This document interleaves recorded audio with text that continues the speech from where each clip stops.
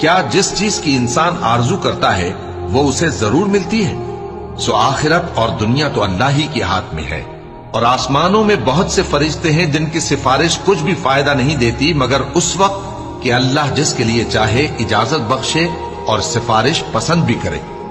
جو لوگ آخرت پر ایمان نہیں لاتے وہ فرشتوں کو لڑکیوں کے نام سے موسوم کرتے ہیں، حالانکہ ان کو اس کی کچھ خبر نہیں۔ وہ صرف خیال و گمان پر چلتے ہیں، جبکہ خیال و گمان حق کے مقابلے میں کچھ کام نہیں آتا۔ تو جو ہماری یاد سے روگردانی کرے اور صرف دنیا ہی کی زندگی کا خواہاں ہو، اس سے تم بھی منہ پھیر لو۔ ان کے علم کی یہی انتہا ہے۔ تمہارا پروردگار اس کو بھی خوب جانتا ہے جو اس کے رستے سے بھٹک گیا، اور اس سے بھی خوب واقف ہے جو رستے پر چلا۔